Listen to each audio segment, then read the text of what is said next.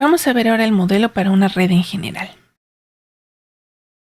Tenemos otra vez ahorita nuestra arquitectura base, que va a ser una red en capas. También se le conoce como el perceptrón multicapa. En esta primera versión tenemos la capa de entrada, que decíamos es la capa de chocolate, porque realmente no son perceptrones, solamente reciben sesgos, si los vamos a ocupar, y nuestros datos o características para nuestros ejemplares. Y aquí tenemos nuestros datos de entrada. Esto que estamos dibujando aquí, de hecho, es una función. Una función que viene de xn evaluado hacia, digamos aquí, si son funciones sigmoides, podríamos pensar en los reales, donde tendríamos que llamar aquí, por ejemplo, m, si queremos referirnos al número de neuronas en la capa de salida. Entonces, ¿cómo se evalúa esta función? Pues ingresamos nuestros datos x a la izquierda, vamos propagando hacia la derecha, calculando valores intermedios, hasta obtener nuestra salida en tantas dimensiones como queramos tener aquí.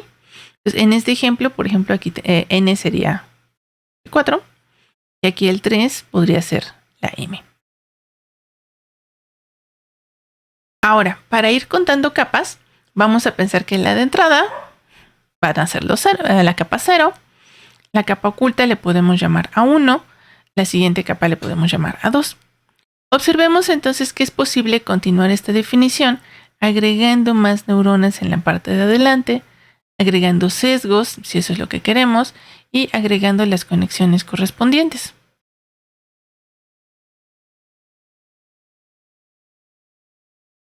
Bueno, ya rayé mucho. Y entonces lo único que haríamos es repetir el patrón.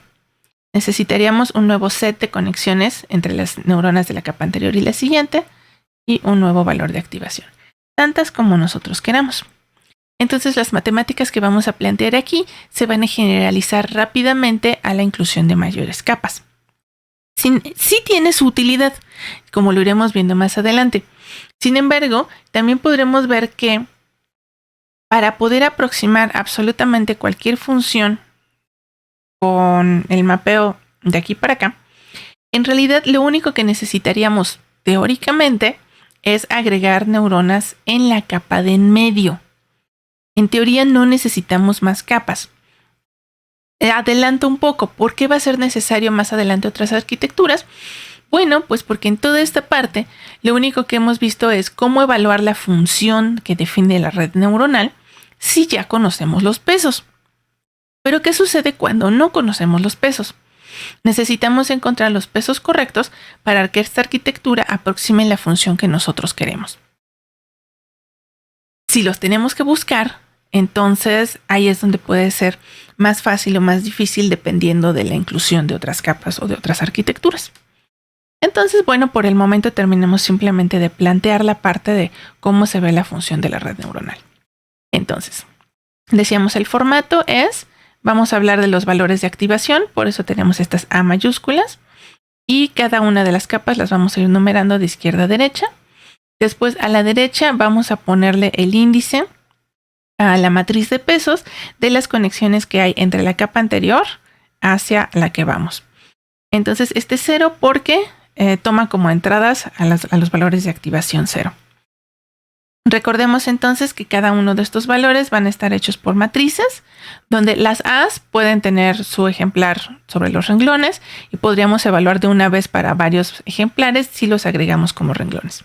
En el caso de los pesos, recordemos que estamos poniendo los pesos que se conectan con cada una de las neuronas en la forma de columnas.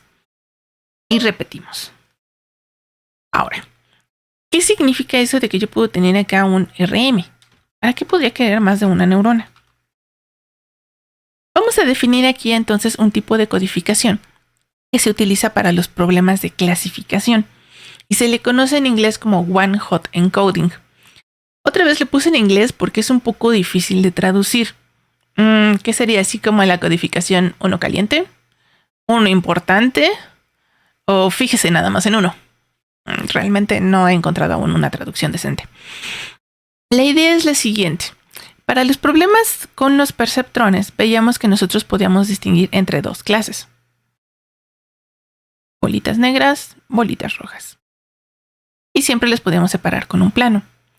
Sin embargo, ¿qué sucede si ahora queremos resolver problemas con más de una clase? Coches, casas, por ejemplo en reconocimiento de imágenes, o vacas.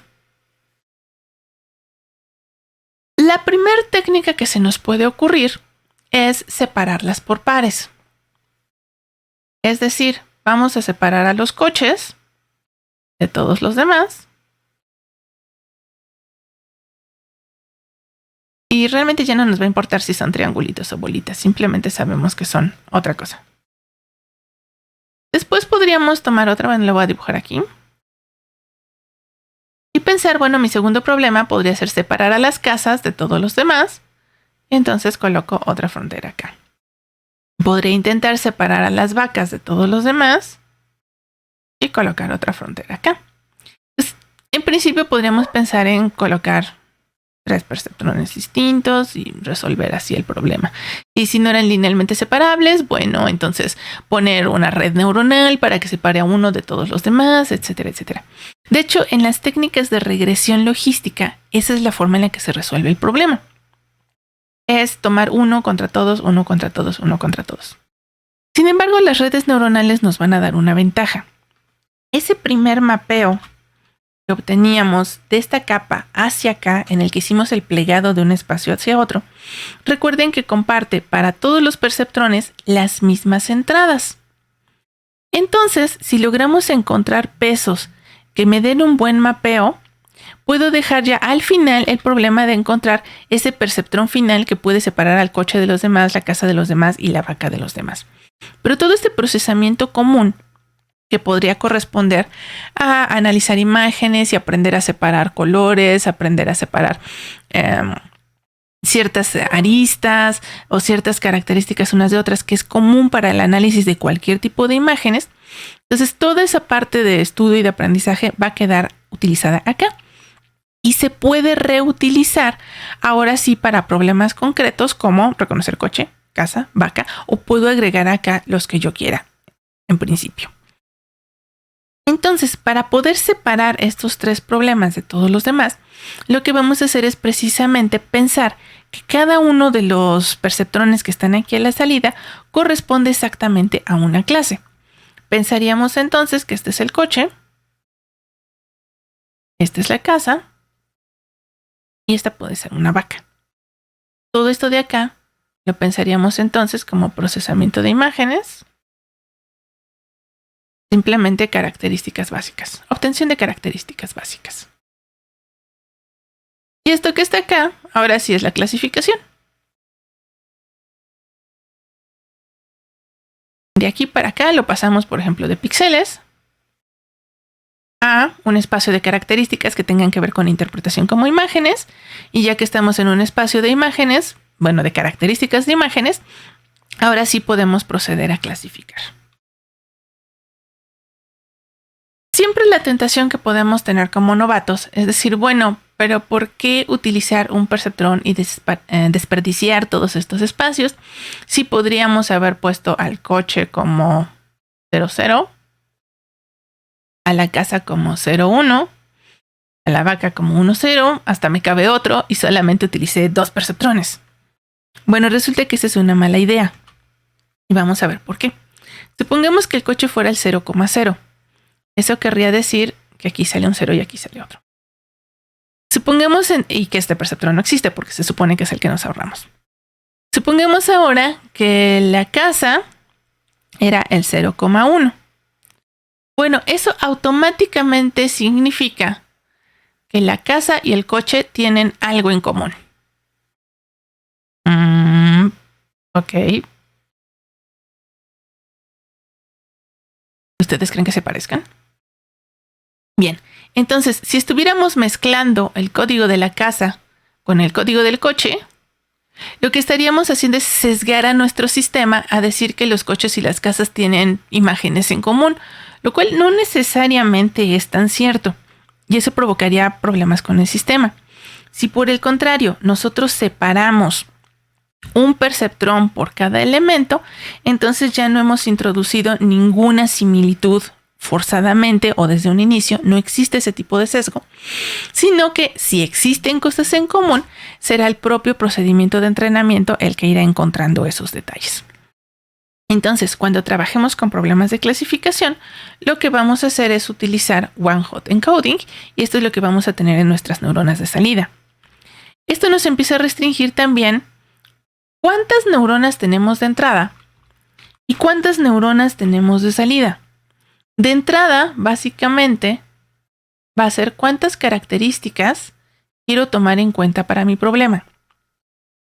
Lo que voy a tener acá es cuántas clases quiero poder diferenciar. Y el parámetro que nos va a quedar más libre entonces es cuántas neuronas necesito en la parte de en medio para poder aproximar correctamente mi función de clasificación. De ahí en fuera, las matemáticas son las mismas.